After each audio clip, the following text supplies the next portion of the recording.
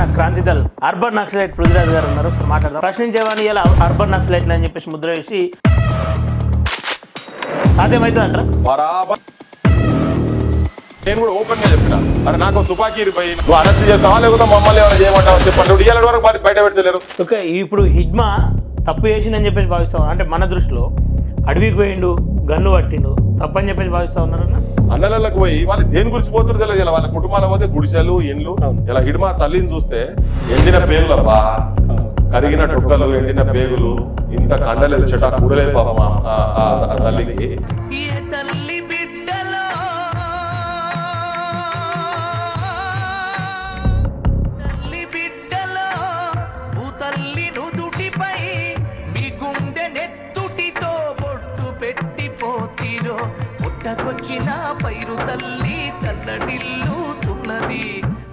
అన్నలలో పోయి చచ్చిపోయినటువంటి వాళ్ళు ఆ సావులకు అర్థం ఉండదు.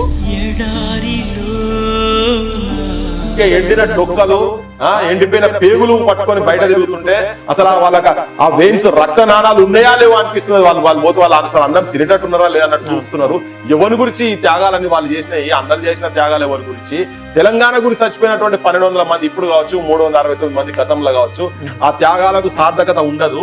మీరే ఆ పైసల కకృతి పడి ఓట్లకు పైసలు తీసుకొని ఓట్లు వేస్తే మిమ్మల్ని, మీ భవిష్యత్తును గడబార పెట్టి పొడుచుకున్నట్టే, సంపుకున్నట్టే. ఇది తప్ప దొంగలు రాజకీయ నాయకులు మొత్తం కంప్లీట్ గా దోపిడీ చేస్తున్నారు తెలంగాణ క్లియర్ కట్ గా జనాలకు చెప్పాల్సి. కానీ ఇక్కడ డేటులు పెట్టి మరి డెడ్ లైన్ పెట్టి చెప్పుకుంటా బెదిరిస్తా ఉంది కేంద్ర ప్రభుత్వం. దొంగ ఎదురు కాల్పులు దొరకబట్టి చిత్రహింసలు చేసి సంపిర్ అనేది క్లారిటీ ఉన్నది జనం. ఇటువంటి సమస్యలు మేము మాట్లాడితే ఏంది అసలు వాళ్ళు అర్థమైంది? చదువుకోనోళ్ళు, ఈ పిచ్చోళ్ళు, తెలియనోళ్ళు, సమాజం మీద అసలు ఏ మాత్రం పైసా అవగాహన లేనటువంటి వాళ్ళు ఈ గుట్కాలు పాన్ పరాగలు తినే కొడుకులు పోయి మంత్రులు అయ్యి ఎమ్మెల్యేలు అయితే గిట్లనే పాడైతుంది దరిద్రం. వాళ్ళని మాత్రం రాజకీయంగా చంపుతారు జనాలు. ఈ కనీసం శవాలను కూడా వాళ్ళ కన్న పేగు ఎంత ఇబ్బంది పడి ఉండే రోధించినట్టుగా చేసిపోయి దండం పెట్టి అడిగినా కానీ నువ్వు శవాలని కూడా తలగబెట్టారు కదా. ఐబొమ్మ రవి వేరే సమస్యలు, ఐబొమ్మ రవి సమస్య మాత్రమే ఉందన్నట్టు పోలీసులు కూడా వ్యవహరిస్తాం. వేల కోట్లు సంపాదించిన కకృతి ఉన్నది చూసినావా? ఆ కకృతితోటే ఇటువంటి వాళ్ళు ఉంటున్నారు. ఫస్ట్ ఈ సినిమాలను వంట పెట్టి ఇలా తెలంగాణ ఇవన్నిటిపై సినిమా వాళ్ళు దొంగలే పట్టుకు, సినిమా వాళ్ళు దోపిడీ చేస్తున్నందుకు పుట్టింది. వాడు కథం మంగళవాళ్ళు అవసరం లేదు, వాడే దొరికి పంపిస్తారు మనకి. దొంగలు కలిసి ఊళ్ళు పంచుకున్నట్టున్నది. కూర్చుకున్న గర్ల్ ఫ్రెండ్ పట్టుకపోయినాం అనుకో, వాడు ఉన్నా లేకున్నా, ఇతను నౌకరున్నా లేకున్నా బయట అప్పు తీసుకొచ్చి వాడు పెట్టాలి. ఇది ఎవరికి పోతున్నాయి? సినిమా దగ్గర పోతున్నాయి, చిరంజీవి అసంటోన్ దగ్గర పోతున్నాయి, వెంకటేష్ గాని అసంటోన్ దగ్గర పోతున్నాయి, దిల్ రాజా గాని అసంటోన్ దగ్గర పోతున్నాయి, ఈ లంగనా కొడుకుల దగ్గర పోతున్నాయి. ఫస్ట్ 2 వారాలలో కొట్టిపారేస్తున్నారు. 1000 రూపాయల టికెట్ చేసింది అనుకో, రేవంత్ రెడ్డి పర్సెంటేజ్ ఉంటుందంట. పర్సెంటేజ్ లేకుండా రేవంత్ రెడ్డి పిచ్చోడా? ఇచ్చేటందుకు అంత ప్రేమనా వీళ్ళంటే రేవంత్ రెడ్డికి? లేకపోతే ఏ గవర్నమెంట్ అయినా? అరే నాయనా, అది నీ అయ్య తరం కాదు, నీ బాబు నీ ముత్తాతల తరం కూడా కాదు. తెలంగాణ నమస్తే, welcome to plus TV Telangana. దేశవ్యాప్తంగా ఆపరేషన్ ఖగర్ ఒక సంచలనంగా మారింది. ఈ మధ్య కాలంలోనే హిడ్మా కావచ్చు, ఇంకా అనేక మంది ఎన్కౌంటర్ల పేరిట చనిపోతూ ఉన్నారు. ఈ అంశం ఒకటైతే, మరో అంశం రాష్ట్ర వ్యాప్తంగా కూడా పత్తి రైతుల గోసలు, పత్తి కొనుగోలు కేంద్రాల్లో అనేక రోజులుగా వెయిట్ చేసుడు, ఇట్లా అనేక అంశాలు తెలంగాణ వ్యాప్తంగా అటు దేశవ్యాప్తంగా ఉన్నాయి. ఒకసారి మాట్లాడే ప్రయత్నం చేద్దాం వీటన్నిటిపైన. మనతో పాటు తెలంగాణ క్రాంతి దళ్ అధ్యక్షులు పృథ్వీరాజ్ గారు ఉన్నారు. ఇంకొంతమంది స్టైల్లో చెప్పాలంటే అర్బన్ నక్సలైట్ పృథ్వీరాజ్ గారు ఉన్నారు. ఒకసారి మాట్లాడదాం. అన్న నమస్తే. తెలంగాణ అలా జై తెలంగాణ అలా. మొదట అంటే అర్బన్ నక్సలైట్ ఏంటంటే, ఈ మధ్య కాలంలో మీరు మాట్లాడుతున్న అంశాలు ఏవైతే ఉన్నాయో వాటన్నిటిని కామెంట్ చేస్తూ వీళ్ళంతా కూడా అర్బన్ నక్సలైట్లు అని చెప్పేసి మిమ్మల్ని కావచ్చు, రిటైర్డ్ జడ్జిలను కావచ్చు, ఇంకొంతమంది ప్రొఫెసర్లను, అలాగే చాలామందిని పెడతా ఉన్నారు. వీటన్నిటిపైన ఒకసారి క్లారిటీ కూడా ఇవ్వాల్సిన అవసరం ఉంది. ముందుగా ఆపరేషన్ ఖగర్ గత కొంతకాలంగా మొదలైంది. ఆపరేషన్ సింధూర్ కంటే మొదలైంది, సింధూర్ ముగిసింది, కానీ ఆపరేషన్ ఖగర్ ఇంకా కొనసాగుతూనే ఉంది. దీనిపైన మీ అభిప్రాయం ఏందన్న? ఒకటి నేను స్టార్టింగ్ నుంచి వెళ్ళి చెప్పుకుంటూ వస్తున్నా, నేను కూడా ఫస్ట్ నుంచి బిలీవ్ చేసేది ఏంటంటే, రాజ్యాంగం మనకి ఇచ్చినటువంటి ఒక అద్భుతమైన హక్కు, రాజ్యాధికారంలోకి వచ్చేటువంటి ఒక అవకాశం. అంటే కటిక పేదోనికైనా, రోడ్డు మీద బిచ్చ ఆడుకుంటోనికైనా, రాష్ట్రపతికైనా ఏంటది పెద్ద పెద్ద బిజినెస్ మ్యాన్లకైనా సినిమా స్టార్లకైనా ఎవరికైనా ఇచ్చినటువంటిది, పైసలు ఉన్నా లేకున్నా, హోదా ఉన్నా లేకున్నా అందరికీ సమానత్వం ఉన్నది ఏంటంటే ఓటు హక్కు అనేది. ఆ ఓటు ద్వారా రాజ్యాధికారంలోకి రావచ్చు అనేది చాలా క్లియర్ కట్ గా ఇచ్చిన అంశం అది. సో అటు సైడే ఉండాలి, గన్ను పట్టాల్సిన అవసరం లేదు. గన్నులు పట్టించే వ్యవస్థ ఓటు ద్వారా మనకు వస్తున్నప్పుడు ఆ గన్నులు పట్టాల్సిన అవసరం లేదనేది నెంబర్ 1 ఇష్యూ ఫస్ట్ నుంచి. సో దాన్ని కాదు అని చెప్పని ఎంత పోయి ఇలా ఆర్టిఫిషియల్ ఇంటెలిజెన్స్ వచ్చింది ఎక్కడో, అంటే ఇంతకు ముందు ఏదో టెలిఫోన్ టవర్స్ ఉంటే టెలిఫోన్ టవర్లకు వెళ్ళి సిగ్నల్ పోతుంది అని చెప్పని నక్సలైట్లు ఏం చేసేది, ఆ సిగ్నల్ పోకుండా లేసేందుకు టవర్లు పేల్చేసేది. ఓకే, నీకు రహదారులు వస్తారు, పోలీసు వాళ్ళు వస్తారు, లేకపోతే చెకింగ్ చేస్తారు, అది అనుకుంటూ కల్వర్ట్లు బాంబు పెట్టి పేల్చేది. ఇవాళ ఏది సంబంధం లేకుండా ఇక్కడ కాదు రష్యాలో కూర్చోనో, అమెరికాలో కూర్చోనో, స్విట్జర్లాండ్ లో కూర్చోనో ఈ కగారు కావచ్చు, ములుగు అడవులు కావచ్చు, ఛత్తీస్గఢ్ అడవులు కావచ్చు, మధ్యప్రదేశ్ అడవులు కావచ్చు, ఎక్కడ ఎవరు ఏం తిరుగుతున్నా కానీ మనుషులు వాళ్ళ చేతులలో ఆయుధాలు ఏమున్నాయి ఏం సంగతి కూడా తీసుకునేటువంటి సాటిలైట్ ఇమేజెస్ ద్వారా వస్తున్న క్రమంలో మీరు ఇప్పుడు పోయి అడవులలో పోయి కూర్చొని మీరు రాజ్యాధికారంలోకి వస్తారనేది నా దృష్టిలో అది తప్పు. అది ఫూల్స్ ప్యారడైజ్ నా దృష్టిలో. అంటే అట్లా రాజ్యాధికారం వస్తుంది అనేది మాత్రం. ఎందుకంటే ఒకవేళ అట్లా ఉన్నదనుకో, నీ దగ్గర భారత ప్రభుత్వానికన్నా ఎక్కువ, భారత మిలిటరీ, నేవీ, ఆర్మీ కన్నా ఎక్కువ నీకు సఫిస్టికేటెడ్ వెపనరీ ఉండాలి ఒకవేళ నువ్వు అట్లా చేయదలుచుకుంటే. సో ప్రపంచంలో ఈ లైన్ లో ఉన్నటువంటిది నీకు ఎల్టీటీ వాళ్ళ సపరేట్ రాజ్యమే నడిపింది. సరే వీళ్ళు నడిపేది ఒకటైనా కానీ వాళ్ళ దగ్గర ఎయిర్ బేసెస్ కాడికెళ్ళి ఉండే, జాఫ్నా అక్కడ వాళ్ళకి ఎయిర్ బేసెస్ ఉండే. బట్ స్టిల్ వాళ్ళు ఏం చేసారు, కొట్టుకపోయారు, ఖతం అయిపోయారు. ఇప్పుడు దాంతో మన ఐపీకేఎఫ్ పోయిన తర్వాత సో అట్లా వెపన్స్ తోటి, గన్ను తోటి నువ్వు రాజ్యాధికారం వస్తావు అనేది మాత్రం అది కాన్పోన్ ముచ్చట, అది జరగంది అది.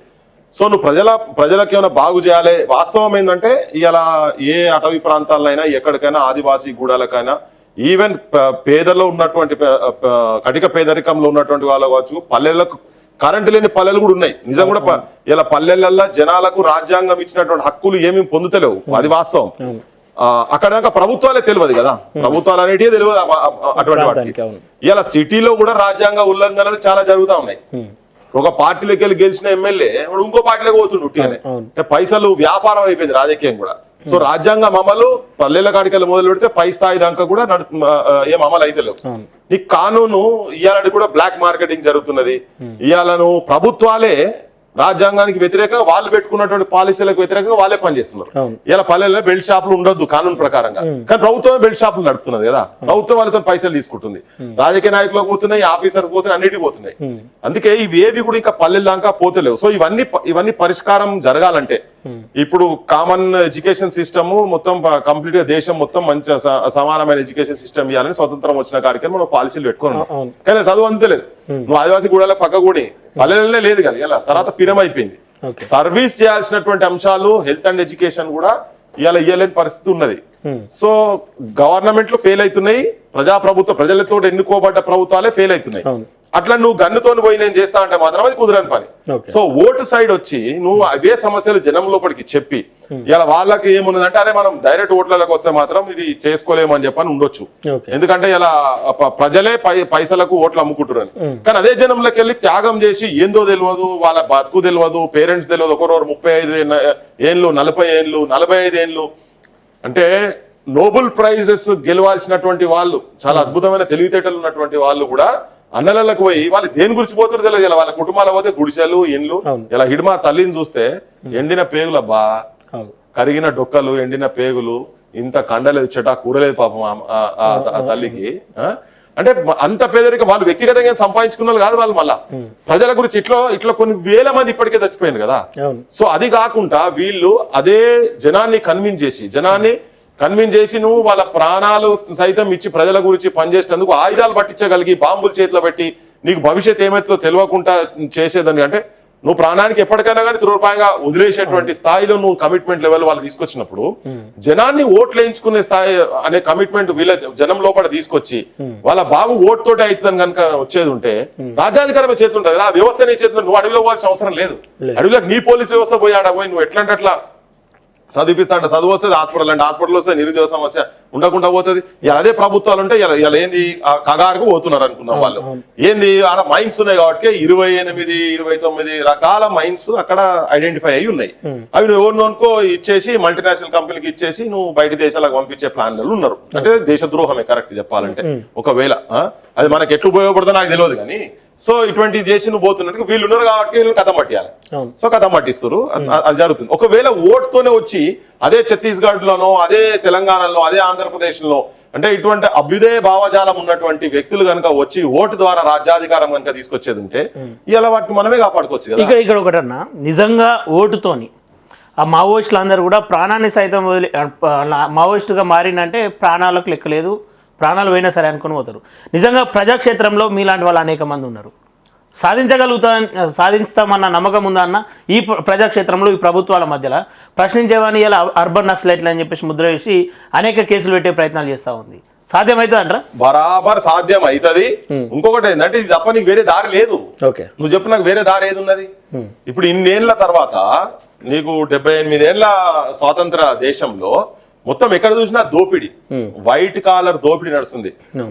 గుడిలో భూములు మింగుతున్నారబ్బా. మొన్న చేసిన ధరణి కన్నా ముందు ఏం లేని కుటుంబాలు, కనీసం ఒక ఇల్లు లేని కుటుంబాలు రాజకీయాలకు వచ్చి రాజకీయాలు ఇలా మొత్తం ఏమైపోయినాయి? నీకు అంతా మాఫియా నా కొడుకులే కదా. ఎడ్యుకేషన్ మాఫియా వాడు వచ్చి ఎడ్యుకేషన్ వాడికి ఏం లేదు. 20 ఏళ్ల కింద 25 ఏళ్ల కింద తెలంగాణ కావచ్చు ఆంధ్రప్రదేశ్ లో కావచ్చు ఇవాళ ప్రైవేట్ కాలేజ్ కార్పొరేట్ కాలేజ్ స్థాయిలో ఎదిగినటువంటి వాళ్ళ గత జీవితం మీద ఒకసారి చూడమని చెప్పండి. ఓకే, వాళ్ళు ఎవడో చిన్న ఎక్కడో పంతులు అయి ఉంటాడు, లేదా చిన్న నౌకరు చేస్తూ ఉంటాడు, వాడు కాలేజ్ పర్మిషన్ తీసుకున్నాడు, కథమిగా దోపిడేగా మొత్తం పైసలు. అందులో అయిన రాజశేఖర రెడ్డి అంటే పెద్ద మనిషి వచ్చి ఆ ఫీజు రీయింబర్స్మెంట్ అని పెట్టుడు, హాస్పిటల్లో కూడా వాళ్ళకు హెల్త్ గురించి హెల్త్ స్కీమ్స్ పెట్టేసేసి ఆరోగ్యశ్రీ స్కీములు పెట్టేసేసి హాస్పిటల్లకు పైసలు దారాదత్తం చేసుడు చేసి కార్పొరేటీకరణను ప్రజలకు తెలియకుంటేనే ప్రజలు ఏమనుకున్నారు? అబ్బా మా పిల్లగాళ్ళు కార్పొరేట్ స్థాయిలో కార్పొరేట్ కళాశాలలో మా పిల్లగాళ్ళు చదువుతున్నారు కదా అనేది జనం అనుకున్నారు. కానీ దీని వెనుక కుట్ర ఏంటంటే అసలు గవర్నమెంట్ వ్యవస్థను మొత్తం సర్వనాశనం చేసి ఆయన ఇంట్లోకి ఇయ్యలే, ఆయన ఇయ్యలే, ఏ గవర్నమెంట్ కూడా ఇయ్యదు. సో అట్లా ఏంటంటారే మా పిల్లలు అన్నది అవుతారు కదా అని లాస్ట్ వాళ్ళు ఏం చేశారు? వాళ్ళ చదువు ఎప్పుడే పని చేసి పడేశారు. ఇవాళ నువ్వు కార్పొరేట్ కాలేజీలు కావచ్చు ప్రైవేట్ కాలేజీలో పోతే వానికి అసలు పైసా వాడు స్కిల్స్ లేకుండా వస్తున్నాయి కదా. వానికి పైసలు కావాలి, చదువు చెప్పేది లేదు. సబ్ స్టాండర్డ్ టీచర్లను పెట్టుకొని చేసిండ్రు, పంతులే లేరు. నాశనం అయిపోయింది. ఎంత అవుట్పుట్ వస్తే అందులో ఏం లేదు. వాడు వానికి ఫీజులు కావాలి, క్లాస్ లేదు, ఏం లేదు. నువ్వు ఇప్పుడు యూజీసీ ఏఐసిటి గైడ్ లైన్స్ ప్రకారంగా ₹1,00,000 సాలరీ స్టాఫ్ కి ఇచ్చేది ఉంటే వాడు 20,000 30,000 ఇస్తున్నాడు. మిగతాదంతా సంతకాలు పెట్టించుకొని మళ్ళీ వాళ్ళే తీసుకున్నాడు. ఈ దోపిడీ నువ్వు ఏ కాలేజీలో పోయినా ఉన్నది. సో గన్ను బట్టి వాళ్ళు సాధించేది ఏం లేదని చెప్పేసి అంటారా? నేను బరాబర్ గన్నుతో ఇప్పుడు సాధించేది లేదు. నేను ఫస్ట్ చెప్తున్నా సాధించింది లేదా? నేను సాధించింది ఉంది, బరాబర్ ఉంది, కానీ ఇప్పుడు లేదు, ఇప్పుడు అయిపోయింది. నేను అందుకేనేమంటున్నాట సాటిలైట్ టెక్నాలజీ వచ్చిన తర్వాత అప్పుడు కమ్యూనికేషన్ వ్యవస్థ ఉన్నది. పోలీసు వాళ్ళకి ఇన్ఫర్మేషన్ రావద్దు అని అంటే వాకి టాకీలు ఈ టాకీలలో కూడా చెప్తే వాకి టాకీలు కథం పట్టించడో లేకపోతే టవర్లు పేల్చడో పోలీస్ స్టేషన్ పెంచి ఇటువంటి జరిగినాయి. ప్రజలకు కూడా యాక్చువల్గా ఏంటంటే అసలు కనీసం మాట్లాడేటువంటి ఒక లైన్ తీసుకొచ్చింది కూడా ఆ ఉద్యమాలలో భాగస్వామ్యం ఉంది. కానీ ఎప్పుడైతే పోలీసుకును నన్నలకు మధ్యలో ఇక సంపుకునుడు స్టార్ట్ అయిందో అప్పుడు మామూలు జనం కూడా క్రష్ అయింది. ఇలా ఎట్లున్నదంటే ఇలా నువ్వు ఉస్మానిస్టికల్ రిక్రూట్మెంట్ కావాలంటే జరగదు, జరిగే సిచ్యువేషన్ లేదు. తెలంగాణ మూవ్మెంట్ లో కూడా వాళ్ళు ఇన్ఫిల్ట్రేట్ అయ్యి వీళ్ళను డైరెక్ట్ తుపాకులు పట్టించే స్థాయికి కొంతమంది ప్రయత్నం చేశారు. ఎందుకు ఉస్మానిస్టీలో కిషన్ జీ కూడా ఫోన్లలో మాట్లాడి ఉస్మానియా యూనివర్సిటీలతో పీక్ మూవ్మెంట్ జరిగినప్పుడు 2009 తర్వాత చాలా మందితో మాట్లాడించే ప్రయత్నం చేశారు. అట్లే కదా ఆ ఇన్ఫర్మేషన్ తోనే కదా ఆయనను చంపేశారు. కిషన్ జీ అట్లే దొరికిండు. సో టెక్నాలజీ ఇంత వచ్చిన తర్వాత ఇప్పుడు మీరు అడవులలో ఉండి ఆపరేట్ చేస్తాం అనేది కుదరదు, అది ప్యారలల్ గా అది కుదరదు. దాన్ని నేను కూడా అసలు యాక్చువల్ గా నేను కూడా ఫస్ట్ నుంచే నేను అందుకనే day 1 నుంచి ఇక్కడ మాట్లాడేంత pen is more powerful than gun అని చెప్పాను.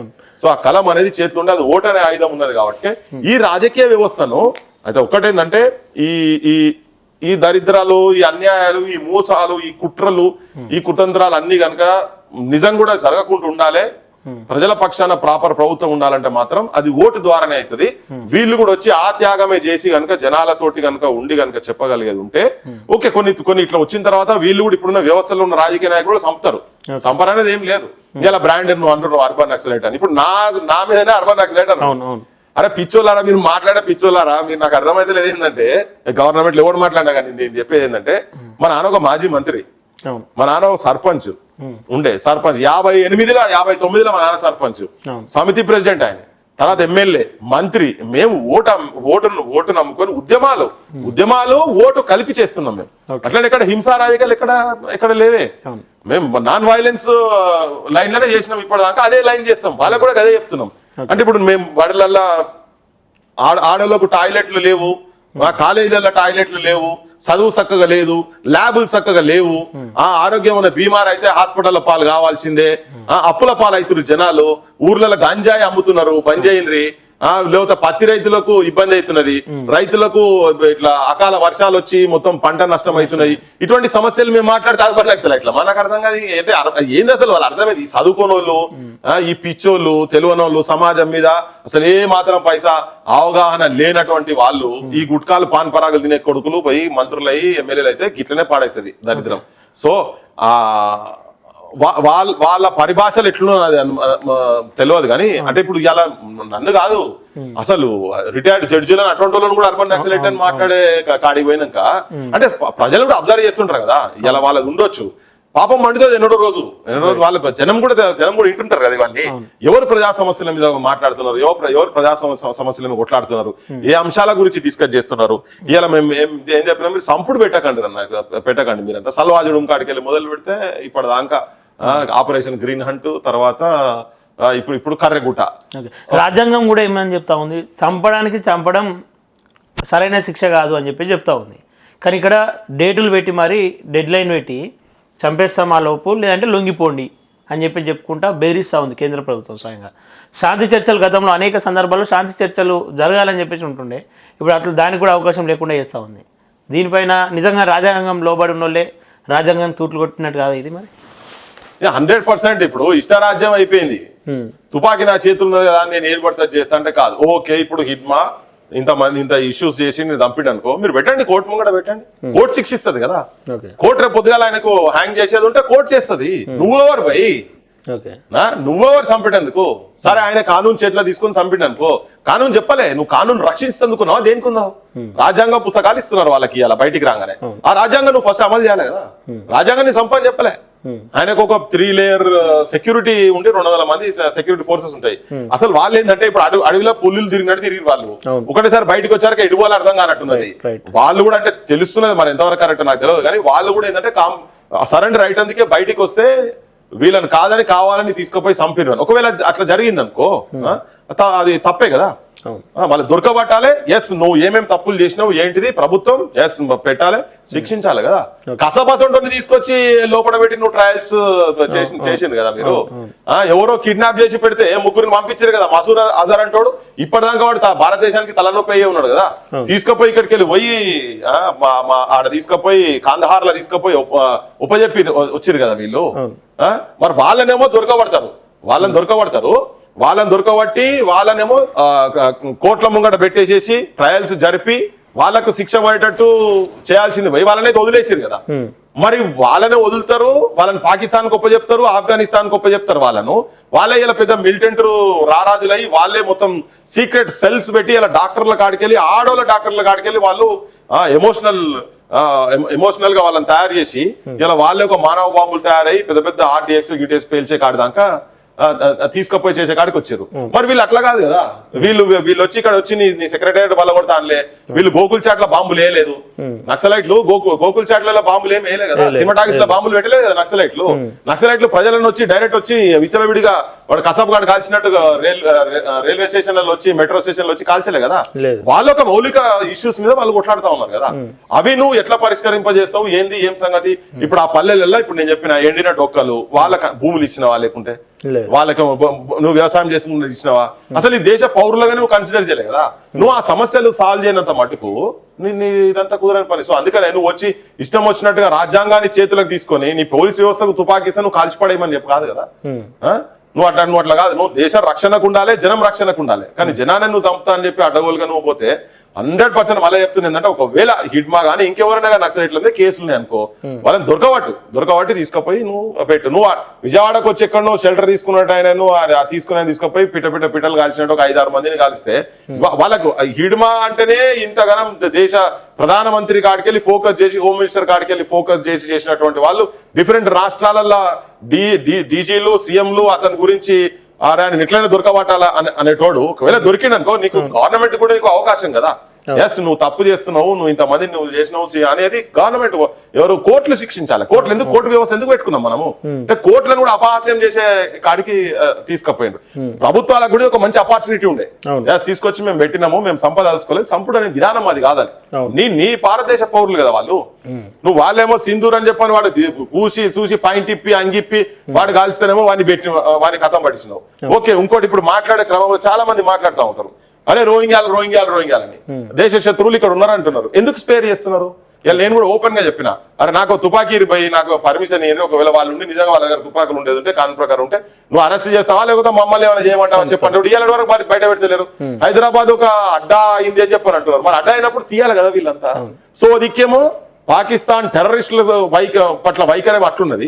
ఇంకో దిక్కు ఈ దేశంలో పుట్టి ఈ మట్టి బిడ్డల గురించి పేదోళ్ళ గురించి అట్లీస్ట్ వాళ్ళు వాయిస్ వినబెడుతున్నారు. కాకపోతే నచ్చంది ఏంటి, తుపాకీ పట్టుకున్నారు అంటున్నావు. అది కాదు అని చెప్తున్నావు, పిలుస్తాం. ఇప్పుడు చాలా మంది బయట చెప్తున్నారు, మా పట్ల నేనైతే ఫస్ట్ నుంచి చెప్తున్నా, ఎస్ మీరు బయటికి రావాల్సిందే, బయటికి రండి, మీరు ప్రజాక్షేత్రంలో ఉండండి, నువ్వు అదే ఉండి ఇవ్వాలని చెప్పిన. ఒక 10 మంది ఎమ్మెల్యేలు ఇవాళ అసెంబ్లీలో లేరు వీళ్ళ గురించి మాట్లాడటం. అరే ఏంది అన్యాయం, ఒక అట్లా అమ్ముతారా పిల్లలు కలిసి కాల్స్తారా అని చెప్పని అక్కడ పోయి చంద్రబాబు నాయుడు దగ్గర పోయి కథం పట్టి చేశారు. ఇక్కడ కూడా ఫస్ట్ తెలంగాణ వచ్చిన తర్వాత కూడా శృతి సాగర్ గదే కదా కథ పెట్టింది. కాళ్ళకు ఇప్పుడు నువ్వు నీ వెపన్ ఉంటే ఫస్ట్ వాడిని కింద పడేయాలి. నువ్వు డైరెక్ట్ ఏం లేదు, ఏముండయి. అసలు ఏమైపోయిందంటే ఎన్కౌంటర్ అంటే తెలిసి తెలియక ఒకరికొకరు వెపన్స్ పట్టుకుని అవతలోళ్ళు ఉండి అప్పుడు వాళ్ళు మిమ్మల్ని సంపేతందుకే వాళ్ళు ఉరుకుతుంటే కాదు, మిమ్మల్ని సంపేతందుకే వచ్చి వాళ్ళు ఫైరింగ్లు చేస్తున్న క్రమంలో అప్పుడు యువతలకెళ్ళి నువ్వు జరిగితే క్రాస్ ఫైర్ జరిగినప్పుడు ఆత్మరక్షణ గురించి చేసుకునేది అని అంటారు. ఇలా ఎన్కౌంటర్ అంటే ఆడ పట్టుకొచ్చి చేసినా కానీ షూట్ చేస్తే ఎన్కౌంటర్ అని పెడుతున్నారు. ఇదంతా కూడా వన్ సైడ్ షూటింగ్ జరుగుతూ ఉంది మొత్తం. ఇదంతా కూడా సమాజం గమనించలేదు అనుకుంటారా, లేదంటే ఏం చేస్తలేదు సమాజం అన్న ఒంటెద్దు పోగొడుతుంటే ప్రభుత్వం ఉందని చెప్పేసి అనుకోవచ్చా? ప్రస్తుతానికైతే ఏం చేస్తారులే, ప్రజలు ఉట్టిగా ఏమో 500,000 రూపాయలకు ఓట్లు అమ్ముకుంటారు ప్రజలు, ఏకంత చైతన్యం ఏడున్నది అని అనుకుంటున్నారు. కానీ జనం అంతా చూస్తుంటారు కదా. ఇవాళ నువ్వు ఎంత చేసినా కానీ ఆదివాసీ గుడాలు మొత్తం వచ్చి ఎట్లా వచ్చినాయి. నువ్వు ఇలా కొన్ని శవాలను ఇక్కడ నువ్వు ఇయ్యలే. ఇప్పుడు మనం ఎంత మాట్లాడినా ఏం చేసినా పుట్టుక అనేది ఒకటి, సావు అనేది ఒకటి భారతదేశంలో చాలా విలువైనది.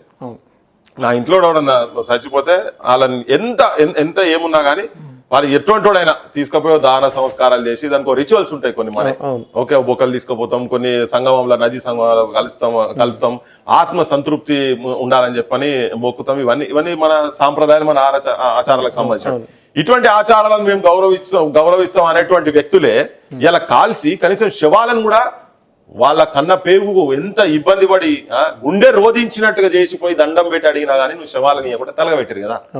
ఎంత పాపం పని, ఎంత పాపం పని, చాలా తప్పు కదా అది. మరి మళ్ళీ పొద్దున్న లేస్తే మనం మాట్లాడతాం, పెద్ద బొట్లు పెట్టి గుడులలో పోతాం, అన్ని మాట్లాడతాం కదా. ఇలా మనం అది బాధ అనిపిస్తుంది. తప్పు చేసి ఉండొచ్చు పై నీ దృష్టిలో, ప్రభుత్వం దృష్టిలో తప్పు చేసి ఉండొచ్చు అని అనుకుందాం. నువ్వు శవాలను అయితే ఇవ్వాలి కదా. నువ్వు శవాలను ఇవ్వకుండా నువ్వు తలగా పెడతా, ఆ శవాలను ఇచ్చి నువ్వు వదిలేసినావు అనుకో, అప్పుడు జనం ఆడికి వస్తారా లేదా అనేది అప్పుడు నువ్వు చూసుకో. ఓకే, ఇప్పుడు హిడ్మా తప్పు చేసిందని చెప్పేసి భావిస్తావు అంటే మన దృష్టిలో అడవికి పోయిండు, గన్ను పట్టిండు, తప్పని చెప్పేసి భావిస్తా ఉన్నారన్న. నేను మళ్ళీ ఏంటంటే అసలు రాజ్యం అంటే ఏంటిదో తెలియని పల్లెలవి. నువ్వు పోయినా ఆ ఏరియాలకు ఎప్పుడైనా? నేను ఆ ఏరియాలో పోయి చూసిన, నారాయణపూర్, సుక్మా, బెల్ట్ మొత్తం, జగదల్పూర్ అవన్నీ మొత్తం. అసలు ప్రభుత్వం అంటే తెలియదు వాళ్ళకు. అంటే ఇక్కడ తప్పిదం రాజ్యాంగం అంటే తెలియదు, హక్కులు అంటే తెలియదు, వాళ్ళది అనుకోవచ్చా లేదంటే ప్రభుత్వాలదే కదా, వాళ్ళదేం తప్పు ఉంటది. నువ్వు ప్రభుత్వం మన స్వాతంత్రం వచ్చిన తర్వాత నేను అదే అంటున్నా, కరెంటు లేని పల్లెలు, బడులు లేని పల్లెలు, నువ్వు ఎడ్యుకేషన్ ఇయ్యలేదు. ఇప్పుడు ఇచ్చిన ఎడ్యుకేషన్ బంద్ చేసి పడేస్తున్నావు. ఏం చేయాలి వీళ్ళంతా? గాంజాయి సప్లై చేస్తున్నారు. ప్రభుత్వాలే తప్పు, బరాబర్ ప్రభుత్వాలే తప్పు. మరి ప్రభుత్వం అందరికీ సమాన హక్కులు ఇవ్వాలన్నప్పుడు ప్రతి పల్లెలో నీకు విద్య ఎందుకు లేదు? ఇవాళ రోడ్లు లేవు, ఏం లేవు, కనెక్టివిటీ లేదు. వాళ్ళకు ప్రభుత్వాలు తెలియదు, రాజ్యాంగం తెలియదు, మన తెలియదు. ఇప్పటికీ చాలా మంది ఆ ఆదివాసీ గుడెలలో మొత్తం వాళ్ళు ఏందో చెట్లు పుట్టల మీద ఆధారపడి బతికేటోళ్ళు వాళ్ళంతా. ఇక ఇప్పుడు ఇక్కడ వెనకట RECలలో కావచ్చు, రీజనల్ ఇంకా వరంగల్ ఇప్పుడు నీట్ అయింది అది మెడికల్ కాలేజీలో చదివే స్టూడెంట్స్ కేఎంసీలో చదివేటోళ్ళు కాకతీయ చదివేటోళ్ళు Osmania university doctors Osmania medical college doctors Gandhi medical college doctors ఇటువంటి వాళ్ళందరూ థింక్ ట్యాంక్ ఉండే కదా అందులో ఎవరో చదువుకోకుండా ఆనాడుగాళ్ళు ఆవారగాళ్ళు గుట్కలు తింటారు రోడ్ల మీద తింటారు కాదు పోయిందల్లా ఇలా పాలిటీషియన్స్ అయ్యో బాపతి లెక్క కాదు వాళ్ళంతా పోయింది వాళ్ళు ఒక విజన్ తో పోయినరు కాకపోతే ఆ రోజు వీళ్ళని ఎదిరించలేక కొంతమంది తుపాకులు పట్టుకొని పోవచ్చు సరే ఆ రోజు కాలంలో దొరలు భూస్వాములు ఇక్కడ ఉండి ఎవరైనా ఎదురు మాట్లాడేటోళ్ళు ఉంటే సంపించే సిచ్యువేషన్ ఉండే కాబట్టి అప్పుడు ఆయుధాలు పట్టుకొని పోయిన అనుకుందాం అడవులకు కానీ అదే పంతా లెక్క పోయిన తర్వాత ఇప్పుడు అట్లా కాకుండా అప్పుడు ఎక్కడ ఏమని రానిచ్చినప్ప ఊర్లలో దళితులు చచ్చిపోతే నడి ఊర్లలో కట్టెలు కొట్టనీయకపోయేది నువ్వు ఊరు బయటకెళ్ళి అరే నువ్వు దళితునివి నువ్వు ఊర్లో కట్టె కొట్టి దహనం చేస్తావురా అని చెప్పని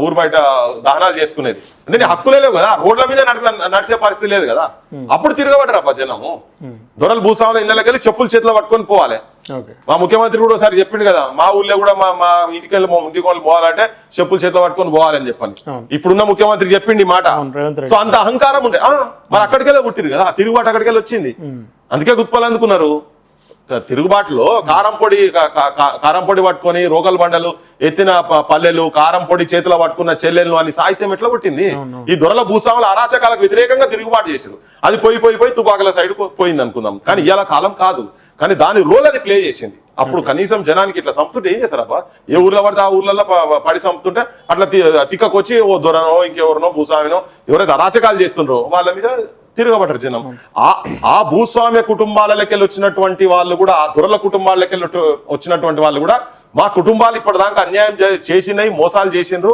దుర్మార్గాలు చేసిరు అరాచకాలు చేసిరు అని కూడా వాళ్ళ భూములు కూడా వదులుకొని కూడా నక్సలైట్లలో పోయిన వాళ్ళు ఉన్నారు కదా ఇక్కడ హిడ్మాకు సమాజం ఏం తెలియదు కానీ సమాజం మొత్తానికి కూడా హిడ్మా తెలుసు ఈ మధ్య కాలంలో సోషల్ మీడియా చూసుకుంటే మొత్తం హిడ్మాకు మద్దతుగా వస్తూ ఉన్నటువంటి పోస్టులు కావచ్చు ఆయనకు సానుభూతి పరులు వేరడం కావచ్చు ఇవన్నీ చూస్తూ ఉంటే ప్రభుత్వం ఫెయిల్యూర్ ఎంత ఉందనుకోవచ్చు ఇక్కడ 100% ప్రభుత్వం ఫెయిల్యూర్ అంటే హిడ్మా చంపే వరకు జనాలందరికీ కూడా అరే అట్లా ఆయన ఎట్లా చంపేది ఉన్నది పట్టుకొని చంపిరు అనేది తేలిపోయింది నిజమైన ఎన్కౌంటర్ కనుక జరిగేది ఉంటే ఇంత జనం నుంచి రియాక్షన్ కాకపో ఇవాళ అర్బన్ నక్సలైట్లు అనే భాష మాట్లాడుతున్న వాళ్ళందరూ కూడా ఈ సోషల్ మీడియాలో లక్షలాది మంది ఎవరితో పెడుతుర్రో వాళ్ళందరూ అర్బన్ నక్సలైట్లే కదా వాళ్ళందరి మీద ఏం కేసులు పెడతారో పెట్టాలి ఇప్పుడు మరి ప్రభుత్వానికి కదా దమ్ముందా ఎవరెవరు వాళ్ళ పార్టీలలో ఉన్నోళ్ళే పెట్టుకుంటారు చాలా మంది ఇలా కాంగ్రెస్ పార్టీ వాళ్ళు పెట్టుకుంటారు బీజేపీ పార్టీ వాళ్ళు పెట్టుకుంటారు బీఆర్ఎస్ పార్టీ వాళ్ళు పెట్టుకుంటారు కమ్యూనిస్ట్ పార్టీ వాళ్ళు పెట్టుకుంటారు వాళ్ళు ఫార్వర్డ్ చేసిన ఒక్కసారి తీస్తే లక్షల మంది వెళ్తారు ఇట్లా బయటికి మళ్ళీ అందరూ అర్బన్ నక్సలైట్లేనట్టనా ఇలా ఏ మీడియా ఉన్నా పట్టుకున్నాడు కదా మనం వాస్తవాలు మాట్లాడుతాం నిజమైన ఎన్కౌంటర్ కనుక జరిగేది ఉంటే ఇష్యూ ఎట్లుంటుందో తెలియదు దొంగ ఎదురు కాల్పులు దొరకబట్టి చిత్రహింసలు చేసి సంపిర్ అనేది క్లారిటీ ఉన్నది జనం అందుకనే గిట్ల చంపుతారా అనేది జనం దాని మీద వాళ్ళ వాక్ స్వాతంత్రాన్ని వాళ్ళు బయటికి చెప్తా ఉన్నారు ఇలా మనకు కూడా మాట్లాడకుండా ఒకవేళ అట్లా చేసేది ఉంటే కానీ చాలా రోజుల నుంచి మనం అప్పీల్ చేస్తున్నాం ఎస్ మీరు బయటికి రండి మనం ప్రజాక్షేత్రంలో వేరే తీరుగా ఓటును ఆయుధంగా చేసుకొని కొట్లాడదామని చాలా రోజుల నుంచి మనం కూడా చెప్తా ఉన్నాం ఇదంతా సరే వాళ్ళ పాలసీలు ఏంటియో వాళ్ళ కథ ఏంటిదో ఇప్పుడు ఎట్లయినా పర్లేదు సావాలనుకుంటే ఏం చేయలేం కానీ ఒకటే ఏంటంటే వాళ్ళు చేసేటువంటి త్యాగం వాళ్ళు దేని గురించి బంగ్లాలు కట్టుకున్నారు ఏమన్నా వాళ్ళు ఇక కార్పొరేటర్ ఆఫ్టర్ ఆల్ చోటా మోటా సర్పంచ్ వాళ్ళు వార్డు మెంబర్లు అసలు వాళ్ళు కరప్షన్ చేసి కథలు పడుతున్నారు హైదరాబాద్ లో కార్పొరేటర్ అయితే అదే ఒక ఇడ్మా కాదు ఇడ్మా మనకి ఇప్పుడు కనబడుతుంది ఎంతమంది నక్సలైట్లు చెప్పును ఎంతమంది నక్సలైట్లు ఎవడు పైసలు సంపాదించుకున్నాడు వాళ్ళ త్యాగమే కదా వాళ్ళు చేసేది లైన్ తప్పు తుపాకీ పట్టుకొని పోవడం అనేది దాన్నే అడ్వాంటేజ్ గా తీసుకొని వీళ్ళు చంపే ప్రయత్నం చేస్తారు కదా ఎంత మంది చెప్పు ఏ లీడర్ దగ్గర మొత్తం వందల వేల కోట్లు కదా ఎమ్మెల్యే లైటోళ్ళు ఇళ్ళల్లో ఎమ్మెల్యే లైటోళ్ళు ఎమ్మెల్సీ లైటోళ్ళు ఎంపీ లైటోళ్ళు చూపి నాకు ఒకరిద్దరిని చూపి ఎక్కడన్నా ఉంటే అరాకొర ఎక్కడన్నా ఉంటే ఉండొచ్చు ఎవరన్నా న్యాయబద్ధంగా ఉంటే పాలిటీషియన్స్ కానీ చూపి మన తెలంగాణలో తీసుకోరాదు ఆంధ్రప్రదేశ్ తెలంగాణ తీసుకో మొత్తం దోపిడి దొంగలు సమాజాన్ని దోపిడి చేసి వదిలిపెడుతున్నారు అరే వాళ్ళ ఇల్లు చూడబ్బా వాళ్ళు త్యాగం చేస్తున్నారు కానీ ఆయుధం అనేది పక్కా నేను కూడా అంటున్నా ఆయుధం అనేది కాదు ప్రభుత్వాలకు అవకాశం వచ్చినప్పుడు వాళ్ళని ఇప్పటికీ పిలవాలి కూర్చోబెట్టాలి చర్చలు జరపాలి శాంతి చర్చలకు అసలు అవకాశం ఇస్తలేదు అదే అంటున్నా ఇప్పుడు జనం ఇదంతా అబ్జర్వ్ చేస్తుంటారు ఇవాళ నా రాజ్యం ఉన్నది కదా అని చెప్పని నువ్వు విరవీగితే తిరగబడ్డనాడు జనం తిరగబడ్డనాడు అందరు కూలిపోతారు అవి ఇతర దేశాలలో మనం చూసినాం కదా ఇప్పుడు ఒక్కసారి జనం రివర్స్ అయిన తర్వాత ఏం చేస్తారు అబ్బా ఎంతమంది కాల్సారు ఇలా హిడ్మా అంత క్రియలు జరిగినాయి జరిగినప్పుడు పోలీసు వాళ్ళు మొత్తం ప్రహారీ పెట్టి ఎవరు రానియకుండా ప్రయత్నం చేశారు కానీ వేలాది మంది ఉట్టి మనకు విజువల్స్ కనిపించిన విజువల్స్ నే వేలాది మంది పోతున్నారు పోయారు కదా. ఒక్కసారి నువ్వు ఫ్రీ హ్యాండ్ ఇచ్చి పెట్టు, ఎవడు ఇళ్లలో కూర్చోడు. తెలంగాణలో కూడా అటువంటి ఇన్సిడెంట్ జరిగినప్పుడు అంటే ప్రజలకు ఆ సింపతి ఉంది లేదనేది నేనేం అంటలేను. కానీ ఆ ఫ్లేట్ కొద్దిగా అటు ఇటు అయిపోయి వాళ్ళ పందాలల్లా కొద్దిగా కింది మీదకి అవుతున్నది. It has become a war between police and Naxalites. అక్కడ ప్రజలు కూడా క్రష్ అయింది. మావోయిస్ట్ పార్టీ నుండి ఒక లేఖ విడుదలైందండి ఈరోజు. ఫిబ్రవరి 15 వరకు మాకు సమయం ఇవ్వాలి, 2026 ఫిబ్రవరి 15 వరకు.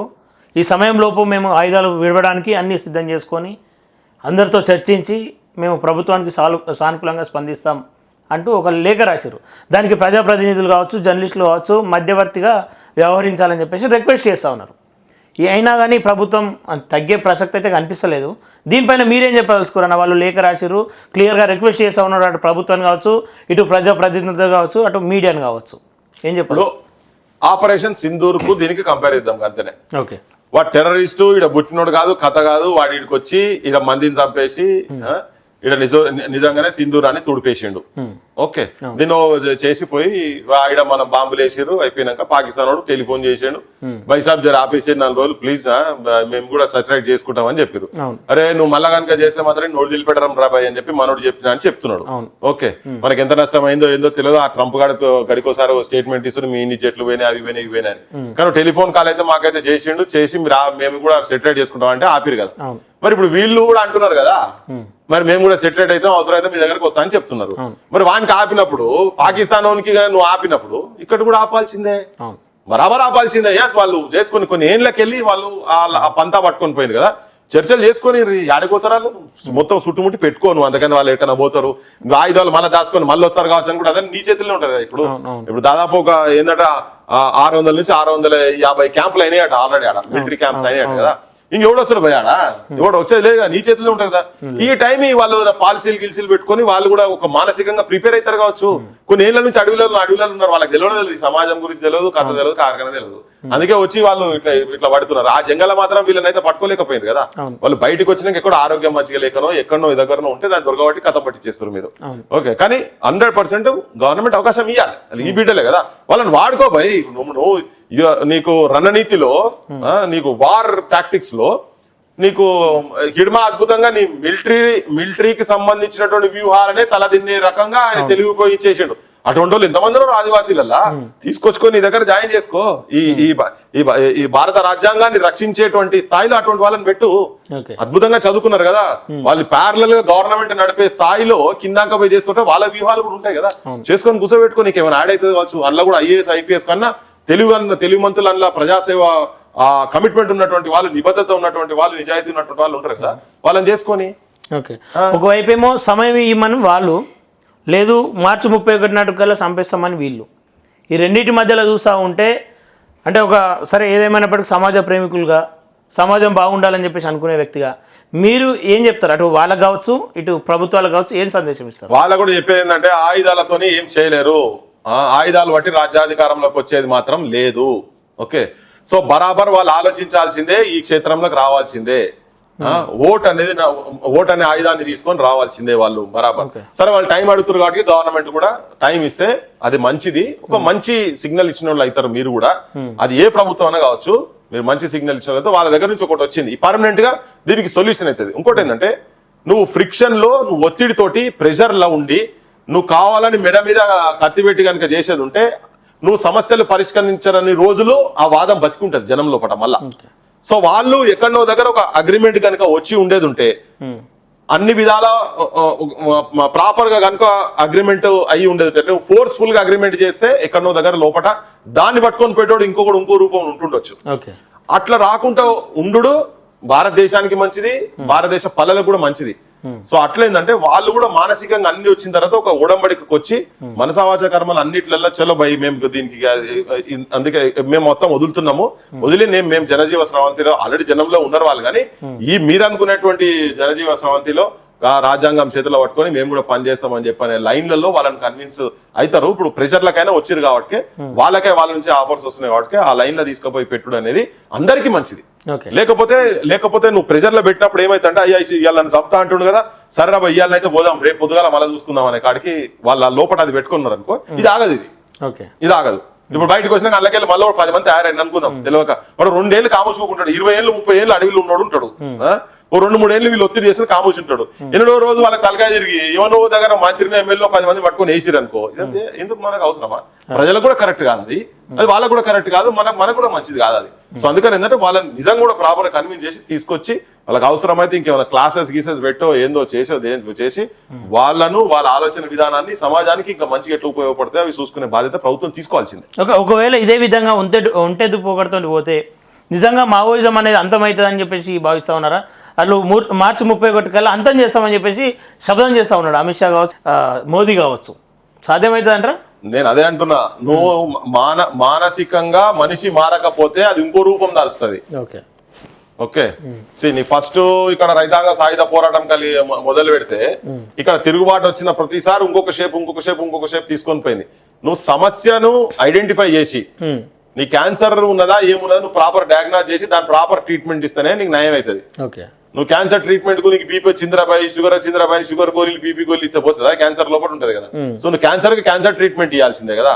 సో నువ్వు elimination is not a process. అంటే నువ్వు అందరికి సమానమైన హక్కులు, రాజ్యాంగం ఇచ్చే సమాన హక్కులు అందరికి ప్రతి పల్లెలకు పట్టణాలకు పల్లి పోటీగా నిలవాలనే స్థాయిలో పల్లెలను నువ్వు తీసుకుపోయి అభివృద్ధి పదంలో పెట్టి ఆత్మగౌరవంతో ఆత్మాభిమానంతో బతికేటట్టుగా వాళ్ళ కల్చర్లను సేవ్ చేసుకుంటూ బతికేటట్టుగా అటువంటిది ప్రభుత్వాల దగ్గర నుంచి ఆ ఎంకరేజ్మెంట్ గా పల్లెలకు రీచ్ అయితే కనుక అప్పుడు ఇవన్నీ ఉండయి.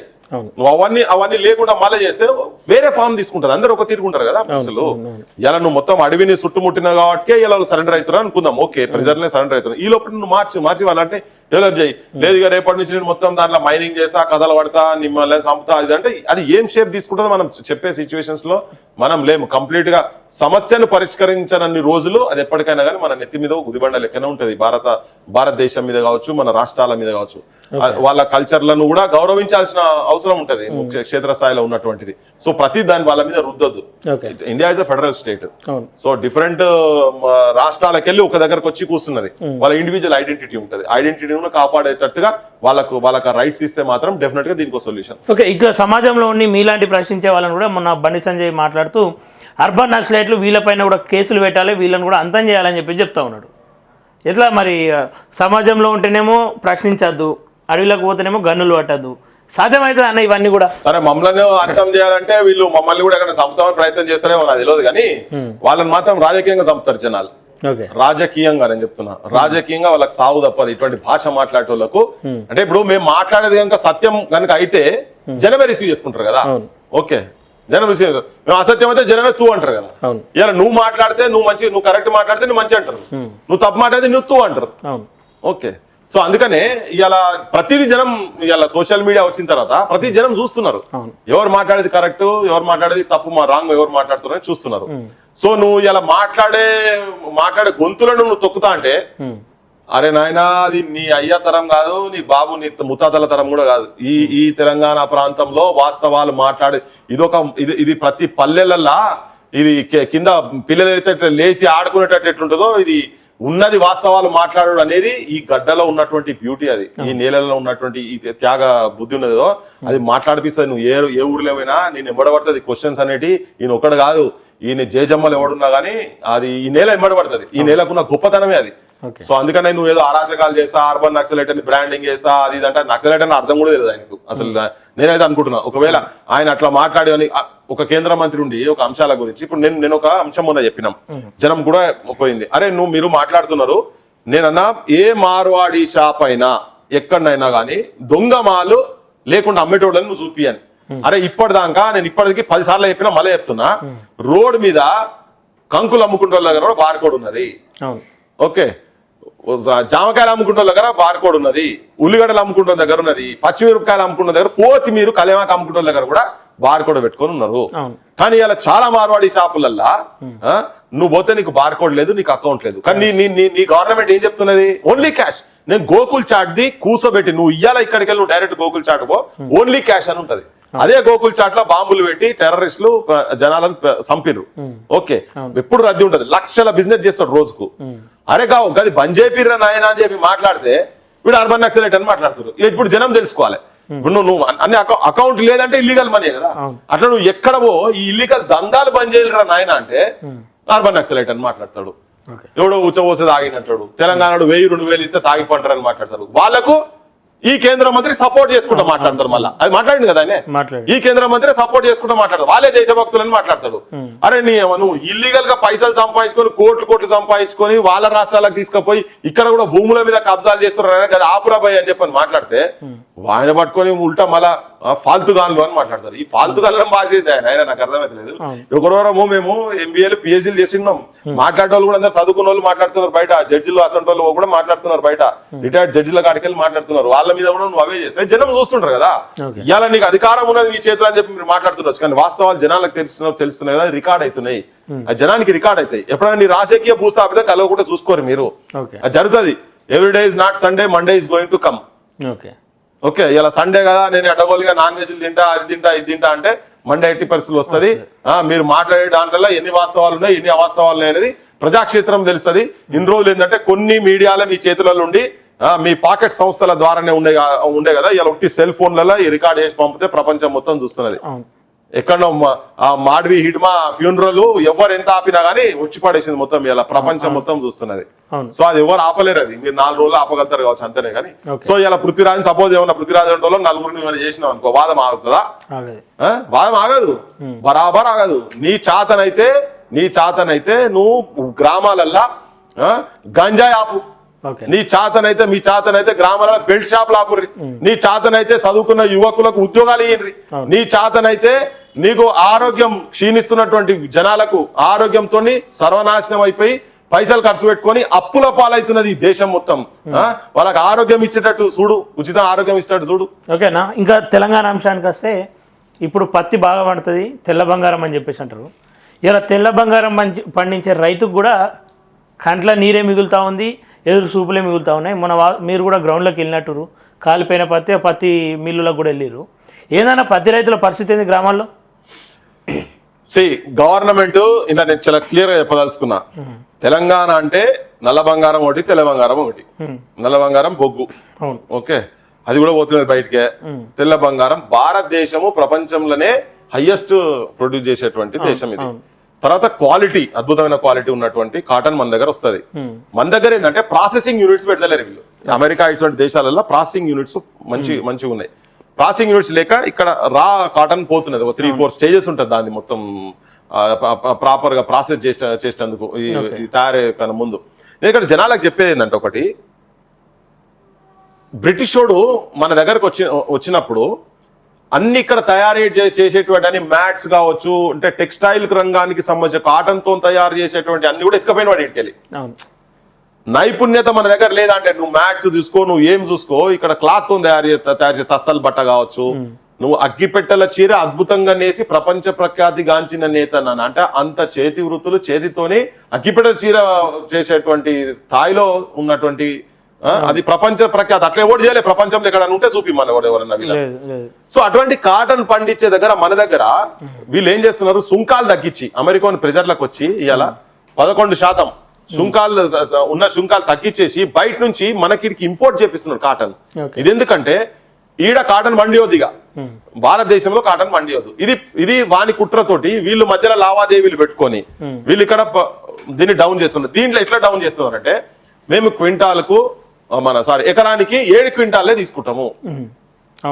దానికి ఎన్ని అంటే కపాస్ కిసాన్ యాప్ అని ఒకటి తీసుకొచ్చారు. ఆ యాప్ లో వాడు ఫస్ట్ రిజిస్టర్ చేసుకోవాలి. ఓకే, రిజిస్టర్ చేసుకోవాలంటే ఓనరే ఉండాలి అక్కడ.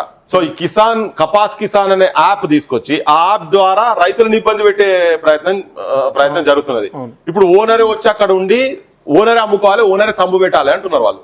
ఇప్పుడు కౌలు రైతులను ఆదుకుంటామని రేవంత్ రెడ్డి కూడా పెట్టారు, వాళ్ళ మేనిఫెస్టోలో కూడా పెట్టారు. కౌలు రైతులకు కూడా వాళ్ళకు రైతు భరోసా, వీళ్ళు ఇచ్చే భరోసా పైసలు ఇప్పుడు ఒక నయా పైసా ఇచ్చింది లేదు, కానీ వీళ్ళైతే పెట్టిరు, మేనిఫెస్టోలో పెట్టిరు. రైతే వచ్చి అక్కడ తమ్ము పెట్టి పండించింది రైతే అమ్మాలే. దానిలో కూడా తేమ పర్సెంటేజ్ 8 నుంచి 12% మధ్యలో ఉంటేనే తీసుకుంటామని చెప్పాలి. ఓకే, అది మళ్ళీ ఆదిలాబాద్ జిల్లాకు మేము మొన్న పోయినాం కదా.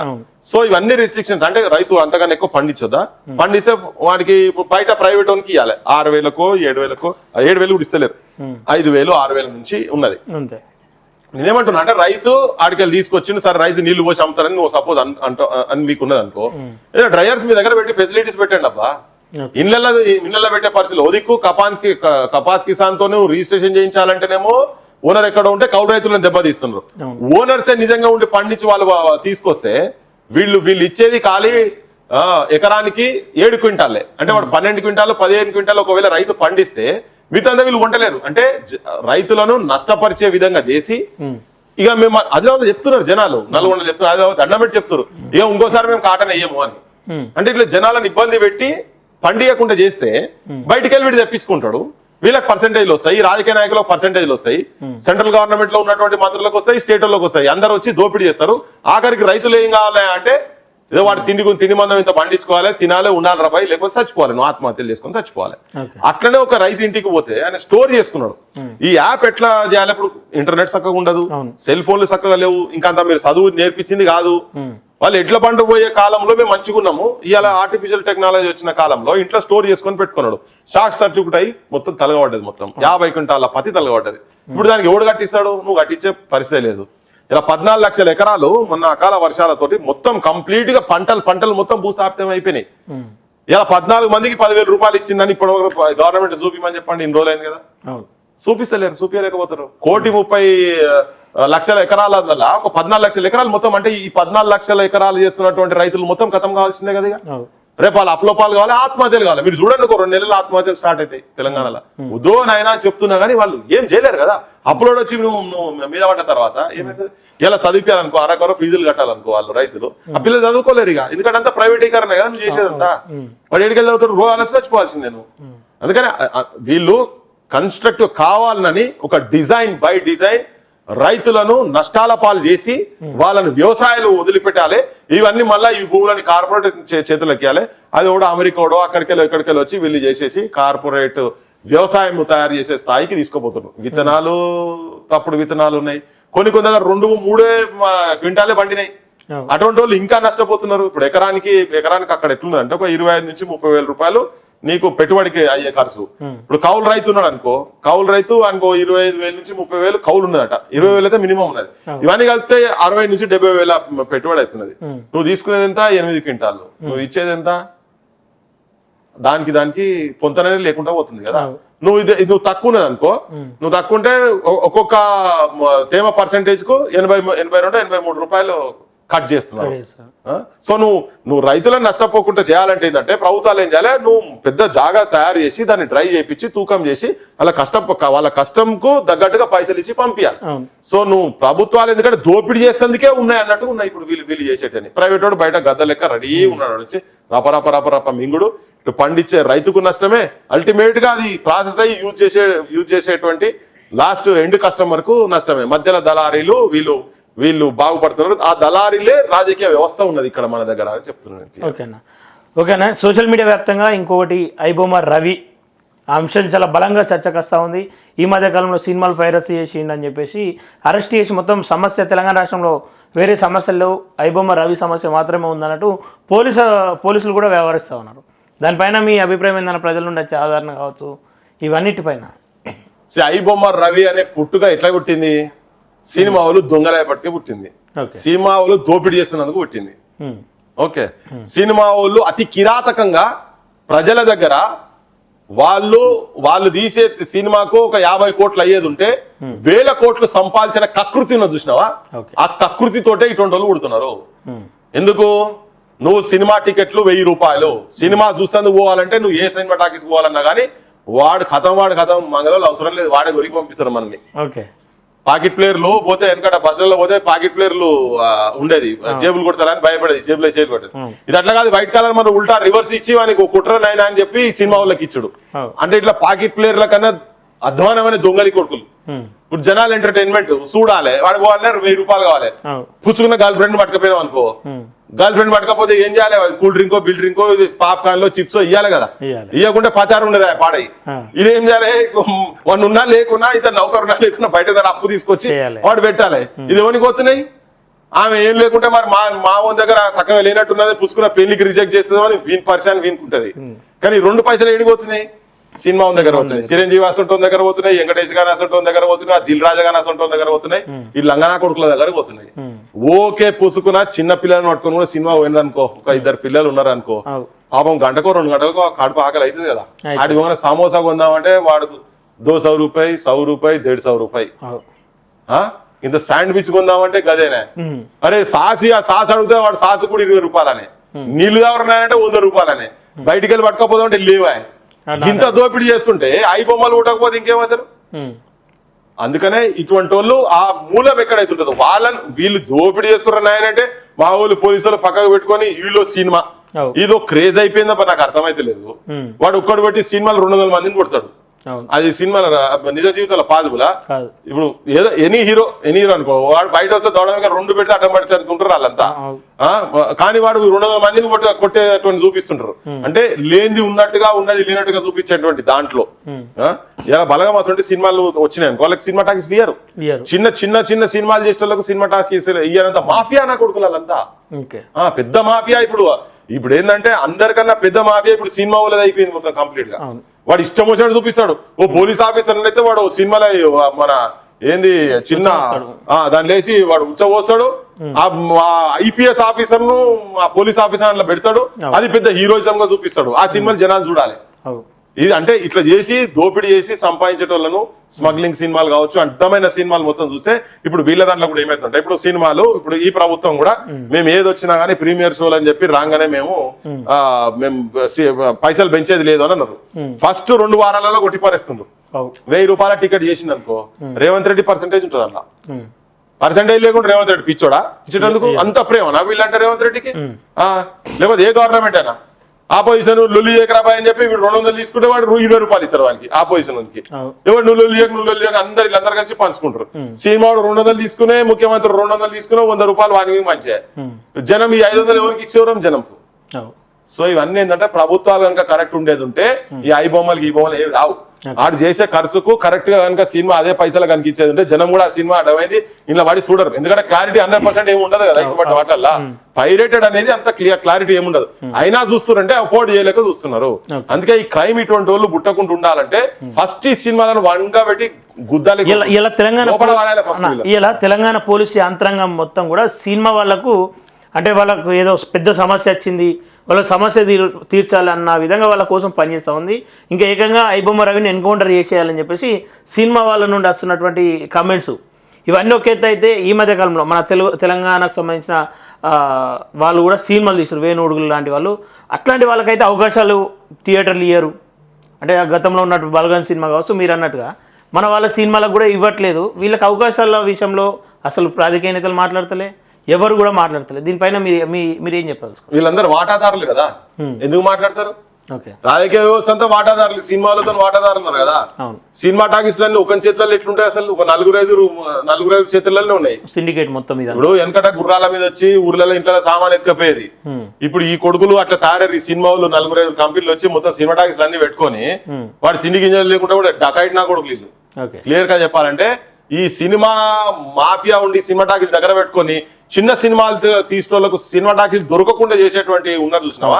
ఇగో వీళ్ళే క్యాపిటలిస్టులు, వీళ్ళే కార్పొరేట్ నా కొడుకులు. ఇగో వీళ్ళ నుంచే జన ఇబ్బందులు పడుతున్నారు కాబట్టి ఈ ఐబొమ్మ సొంటలు పుడుతున్నారు. వీళ్ళని అరికట్టాలంటే రాజకీయ వ్యవస్థ అరికట్టాలి.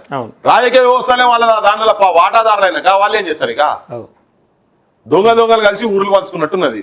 అయితే జనము సోయికి రావాలి ఏంటంటే ఇటువంటి రాజకీయ నాయకులను గెలిపియదు. రేపు గ్రామ పంచాయతీ ఎలక్షన్ లో కూడా అందుకే నిజాయితీ పరులకు మీరు ఓట్లు వేసి గెలిపిర్రి.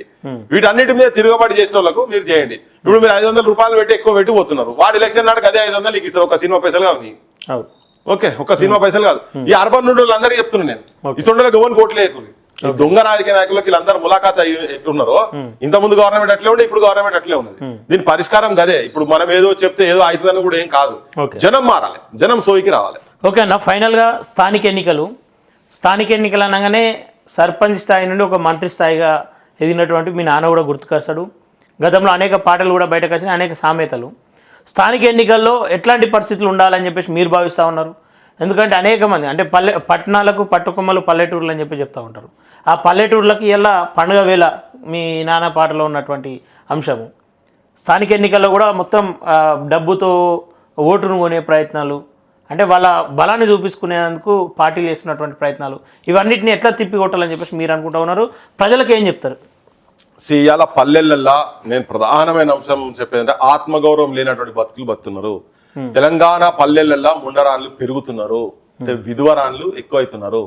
ఎందుకు ఎక్కువైతున్నారు అని అంటే, ఎందుకంటేనేమో నక్సలైట్ ఉద్యమాలకు అటు ఇటు పోయి కొంత అటు ఇటు ఉంటుండే.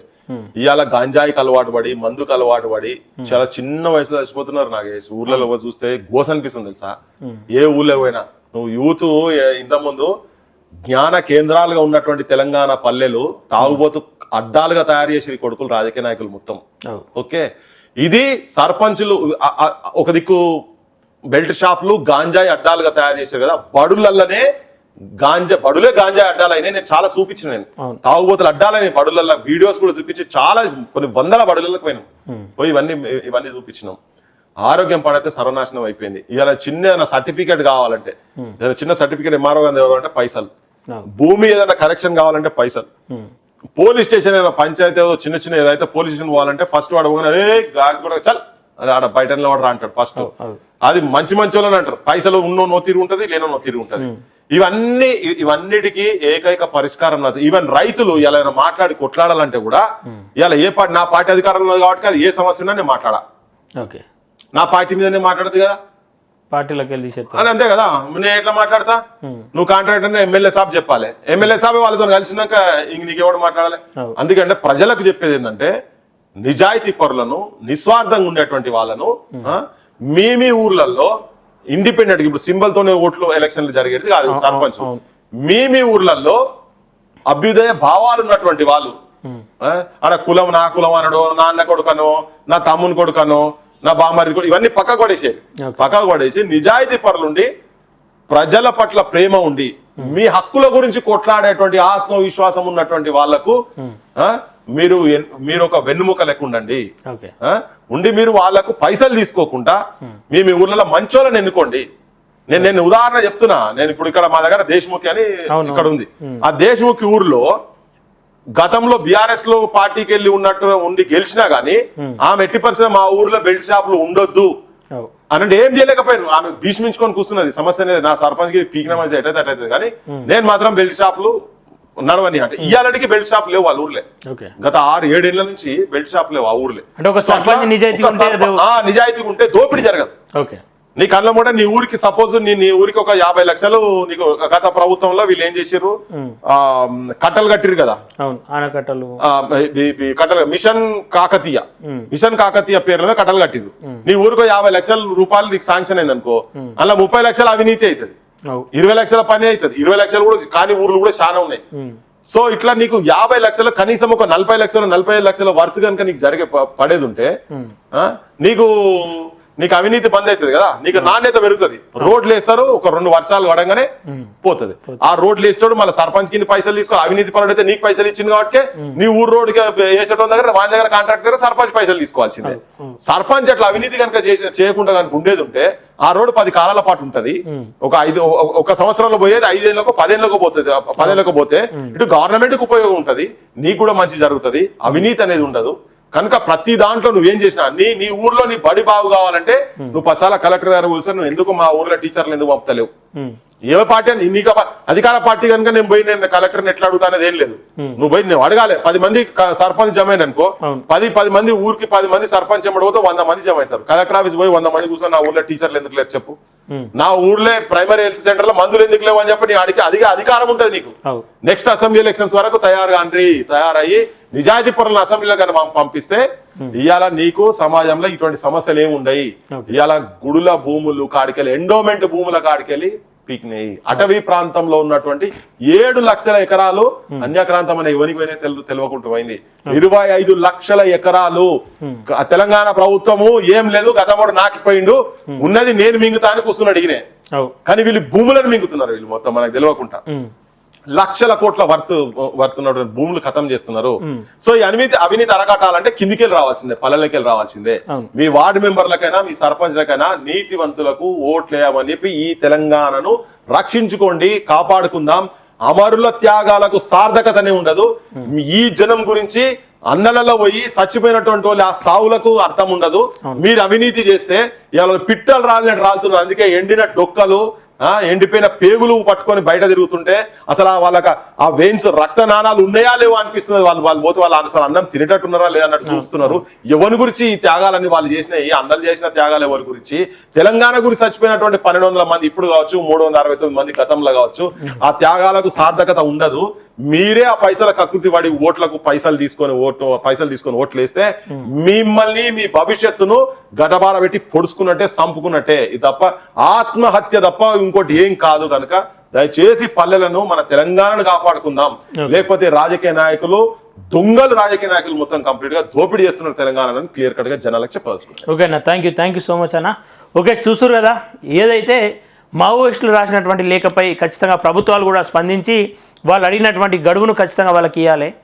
అదే కోణంలో తెలంగాణలో స్థానిక ఎన్నికలు రాబోతూ ఉన్నాయి. గ్రామాల్లో ఉన్నటువంటి యువత కావచ్చు, పట్టణాలకు గ్రామాల నుండి ఏరుకున్నటువంటి యువత కావచ్చు, అందరూ ఆలోచించి మీ గ్రామానికి చేసే మేలు ఏదైనా ఉంది అంటే మీ ఓటును నిజాయితీ గల ఒక మంచి సర్పంచ్ని, ఒక మంచి వార్డు మెంబర్లను ఎన్నుకున్నట్లయితే, ఆ దిశగా ఓటు చైతన్యం చేసినట్లయితే మీ గ్రామానికి మీరు ఎంతో మేలు చేసిన వాళ్ళు అవుతారు. మీరు ఎక్కడ ఉన్నా కానీ మీ గ్రామం అక్కడ మంచి ఒక సర్పంచ్ చేతిలో అభివృద్ధి దిశగా నడుస్తుందని చెప్పేసి ఈ సందర్భంగా కోరుకుంటూ స్థానిక ఎన్నికల్లో ఖచ్చితంగా మార్పు రావాలి. అదే మార్పు వచ్చే అసెంబ్లీ ఎన్నికల్లో కనబడాలని చెప్పేసి మనస్ఫూర్తిగా కోరుకుంటూ చూస్తున్నానండి plus TV Telangana. Thank you everyone.